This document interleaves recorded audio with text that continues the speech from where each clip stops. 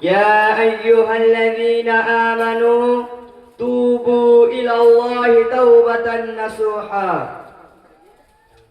সম্মানিত উপস্থিত সকল ভাইরা, আজ আমি আপনাদের সামনে যে গুরুত্বপূর্ণ ও জীবন ঘনিষ্ঠ বিষয়টি নিয়ে কিছু কথা বলতে চাই তা হলো তাওবা। প্রিয় ভাই ও বন্ধুগণ, মানুষ আজ ভুলের ঊর্ধ্বে নয়।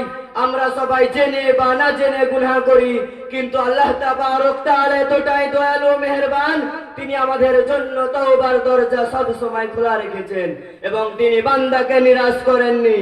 তওবা মানে শুধু মুখে আস্তাগফিরুল্লাহ বলা নয়, প্রকৃত তওবা হলো নিজের গুনাহকে গুনাহ হিসাবে স্বীকার করা এবং সেই গুনাহের জন্য অন্তর থেকে লজ্জিত হওয়া, সঙ্গে সঙ্গে সেই গুনাহকে পরিত্যাগ করা এবং সেই গুনাহের জন্য অন্তর থেকে লজ্জিত হওয়া, সঙ্গে সঙ্গে গুনাহ পরিত্যাগ করা আর ভবিষ্যতে সেই গুনাহের দিকে ফিরে না যাওয়াই দৃঢ় সিদ্ধান্ত গ্রহণ করা।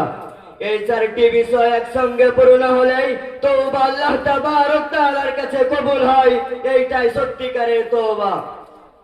পবিত্র কোরআন পাকে আল্লাহ তাবারক তাআলা বান্দাদের প্রতি তওবার জন্য স্পষ্ট আহ্বান জানিয়ে ইরশাদ করেন সূরা তাহরিমের ৮ নম্বর আয়াত, ইয়া আইয়ুহাল্লাযীনা আমানু তুবু ইলাল্লাহি তাওবাতান নাসুহা।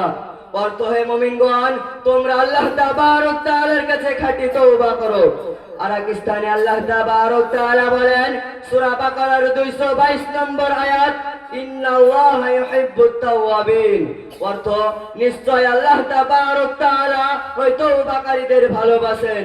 প্রিয় ভাই ও বন্ধুগণ, যে ব্যক্তি তওবা করে সে আল্লাহ তাবারক তাআলার কাছে প্রিয় বান্দায় পরিণত হয়। এর চেয়ে বড় সৌভাগ্য আর কি হতে পারে? তওবার মর্যাদা সম্পর্কে রাসূলুল্লাহ সাল্লাল্লাহু আলাইহি ওয়াসাল্লাম ইরশাদ করেছেন, কুল্লু বানি আদম খাত্তাউন ওয়া খায়রুল খাত্তাউইন আত-তাওয়াবুন। অর্থ, আদম সন্তানের সবাই ভুল করে আর ভুলকারীদের মধ্যে ওই ব্যক্তি উত্তম যে ব্যক্তি আল্লাহ তাবারক তাআলার কাছে তওবা করে। আর এক হাদিসে এসেছে,